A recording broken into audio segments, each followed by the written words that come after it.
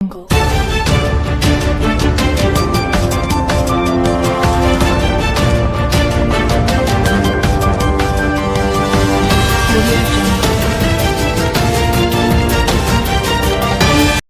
पालक सचिव जे आहेत त्यांनी याचा आढावा घेणं अपेक्षित आहे. जमेल तसं ऑब्व्हियसली मी घेतोय. त्यात महत्वाचं काय आहे की आपल्याला आपल्या धाराशिव जिल्ह्याचं जे दरडोई उत्पन्न आहे जे आता साधारण 2 लाखापर्यंत आहे ते ऑब्व्हियसली आता पुढचं टार्गेट आपलं 3 लाखापर्यंत नेणं हे आहे आणि त्या अनुषंगाने यातले बरेचसे प्रकल्प जे आहेत ते उपयुक्त ठरणार आहेत. मग दुसरीकडे आरोग्य विभाग असेल, शिक्षण असेल किंवा मग पर्यटन असेल याच्यावरती देखील आपण आवर्जून भर देतोय. महिलांच्या वेगवेगळ्या कार्यक्रमांच्या बाबतीत, त्यांच्या सक्षमीकरणाच्या बाबतीत आपण प्रकल्प घेतलेले आहेत. हे जे 72 कामं चालू आहेत किंवा 45 प्रकल्प चालू आहेत हे वेगवेगळ्या फील्डमध्ये आहेत आणि सगळंच अंतर्भूत करण्याचा आपला प्रयत्न आहे. अगदी केंद्रीय विद्यालयापासून सगळे विषय आपण घेतो. तर हे बेसिक आपल्याला एक्सप्लेन केलं. जर तुम्ही तो चार्ट बघितला हे आता डावीकडे जे स्क्रीनवर दिसतंय तुम्हाला त्यात काही हे डावीकडे जरा कसं घ्या तिकडे प्रोजेक्टची लिस्ट नेट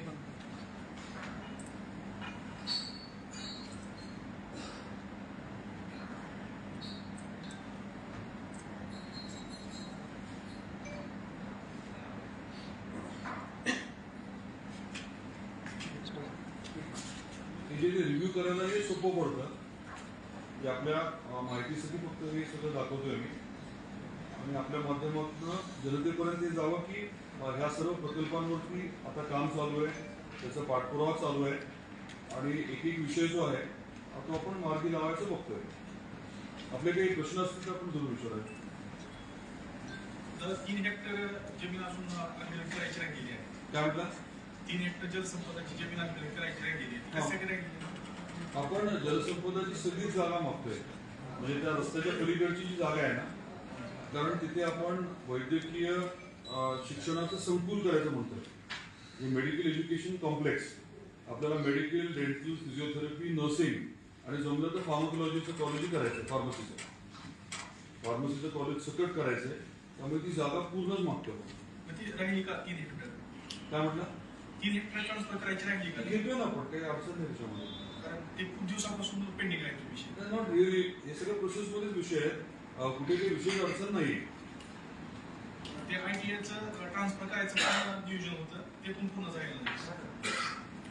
आपण मला वाटतं इंडिपेंडंट माहिती ज्या त्या अधिकाऱ्यांकडनं घ्यावी आणि आपल्याला जर काही त्यात अडचण वाटली माझी खरं तर तुम्हाला सगळ्यांना विनंती काय आहे की हे प्रकल्प जे आहेत मध्ये मी बोललो होतो की पत्रकार बांधवांनी काही प्रकल्पांची पालकत्व स्वीकारावं. जसं आपण अधिकारी दिले तसं आपल्यापैकी काही लोकांनी जर फॉलोअप केला तर ही कामं अजून इफेक्टिव्हली होऊ शकतील असं मला वाटतं.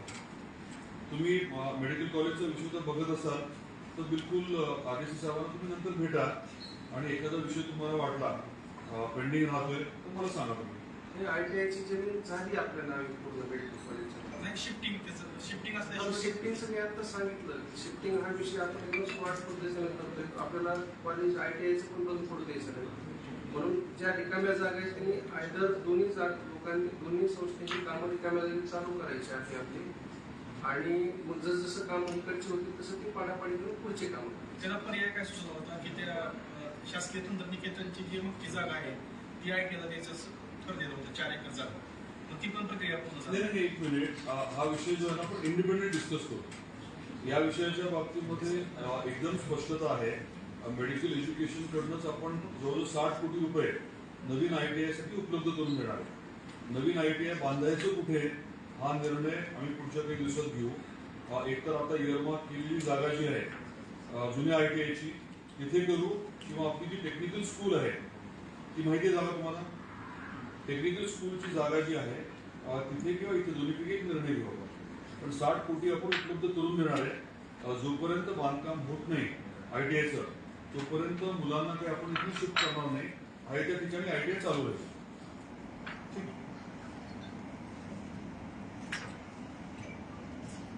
अजून काही माझे प्रश्न?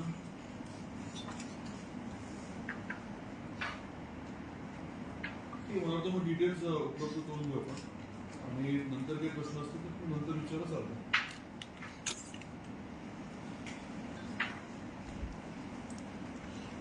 तुम्हाला काय अजून आवर्जून दाखवण्यासारखं काही नाही वाचनाचं?